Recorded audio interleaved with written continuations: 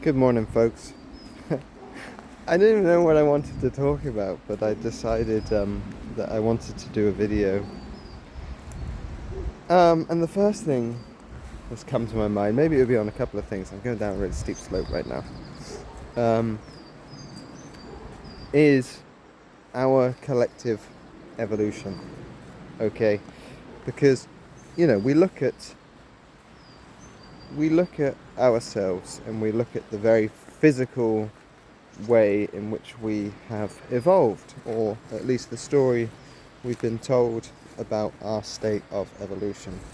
And I'm not here to talk one way or another in terms of where that story has gone, how much of it sits in reality. And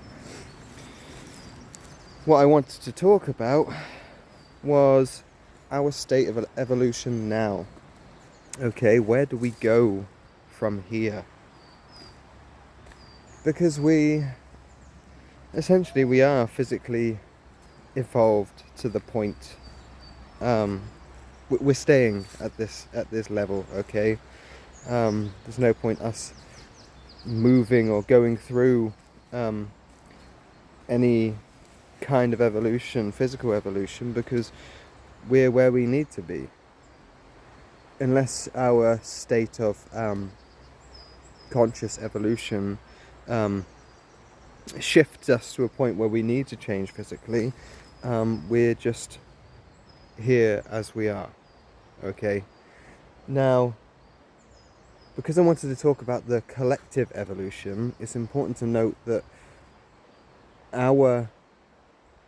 this is the collective conscious evolution, okay? And what do I mean by conscious evolution? I mean that our state of being, and who we define ourselves to be, is in a expansive state, okay, if we allow it to be. Now, because I'm talking about a collective evolution, this is talking about the energy of us as a species, as a collective, and where we are moving to.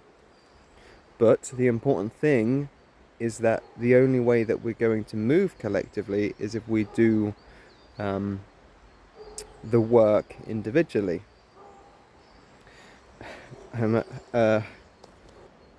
You can't really see in the camera, but this is big for me to hold the camera. So give me 1 second. I'm gonna stack it otherwise. Okay, right, we're good. So the importance of us doing the work individually. And what do I mean by doing the work? I mean exploring ourselves and who we perceive ourselves to be. Because it's easy for us to go along with the narrative that we've been living in our lives. It's easy enough for us to follow the ego and the path that it has laid out, the path that we've given it and that it continues to lay out for us. It's only when certain experiences come up in our lives that it starts to allow us the space to question, the space to step out of that egoic structure, even for a moment, that allows us that space of pause and reflection, that we can sort of almost squeeze through that gap into a new state of perception, a new reality that kind of unfolds for us.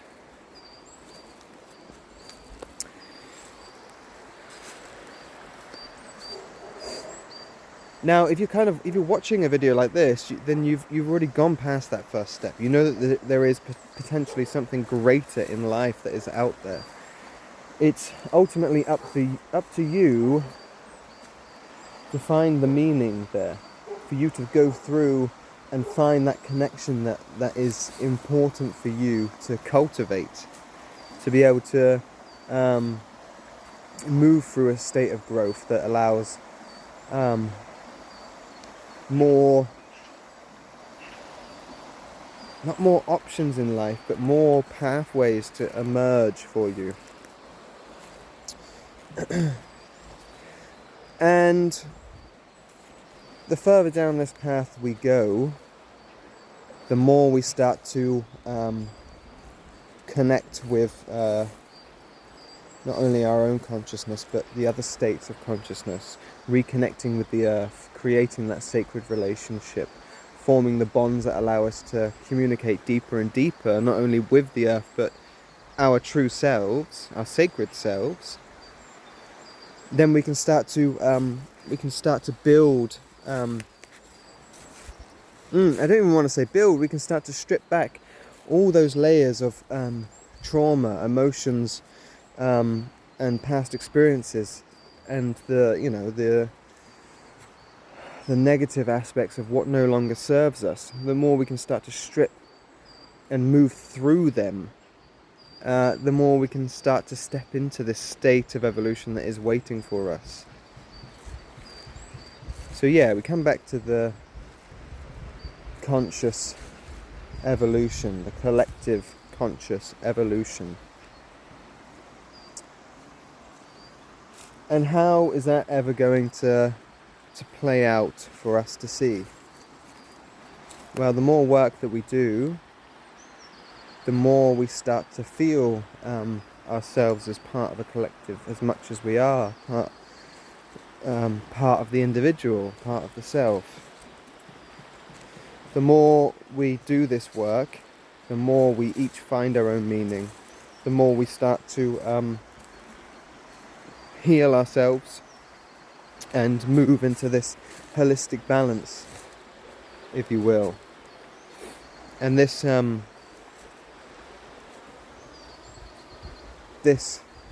holistic mindset will only allow us to start to move into those options, into those into that state of collective evolution that is there waiting for us. You know, time is it's ever present, but time is what we make of it.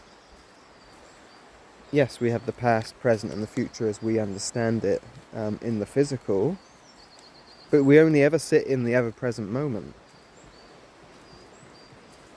And time to us is just elusive as it is outside of the physical. It's only because of some physical constraints that we've got here that create this linear path for us. But the more we go down this road, the less we feel an attachment to time, the less we see the attachment. You know, the more we step into different opportunities, different experiences, that we sense the timelessness of it. You know, we are at a crossroads where this state of conscious evolution is just, well, it's always moving, and our beings are always growing and evolving. But now the, if you will, our collective mindset has never been so, in our present history, has never been so awakened as it is now. Which is allowing this space to open up. Okay, and this space is ultimately cultivating our relationship to the present future. So if you're wondering how you can help us move towards this collective conscious evolution, just continue doing what you're doing. Strive to learn, strive to break and peel back your ego, strive to open up to new experiences that are there waiting for you. Look to create connections with spirit. I've just got this squirrel, two squirrels poking their heads around. Yeah, look to connect with what is there waiting for us to open up to. Because this this is something that's going to happen irregardless of how much we look to expand ourselves and our experiences. We shouldn't force anything into being.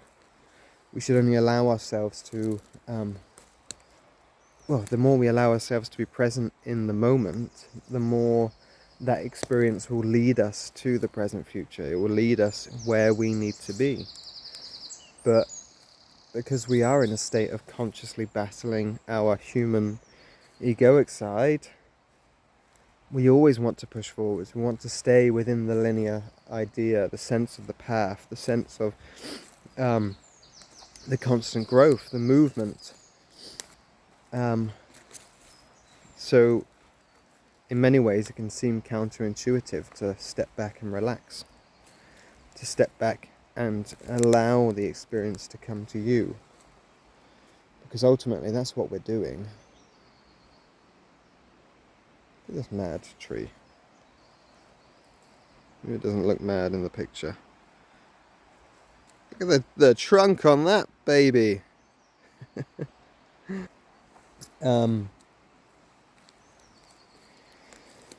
Staying within the present moment allows us to cultivate the space for the present future.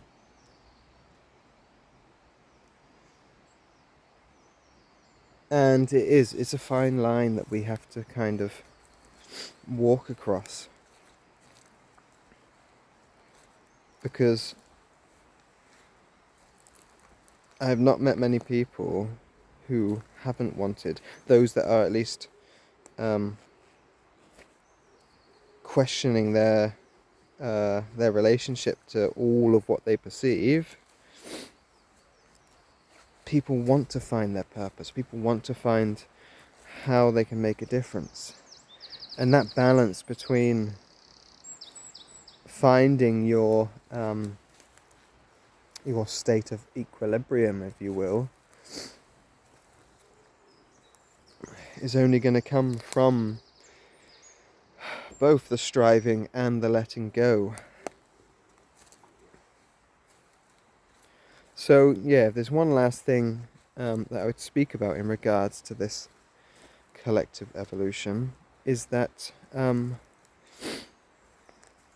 I briefly said, there is no one way, and we are moving to it, but we are coming to a crossroads, if you will, and it's up to us to be able to find that way forwards. It's up to us to do what we need to do individually, both within the physical and the spiritual, to be able to make to play our part, really, to step into that liminal space, liminal, that space that allows us to cultivate the energy needed for the present. That's all I kind of really want to say.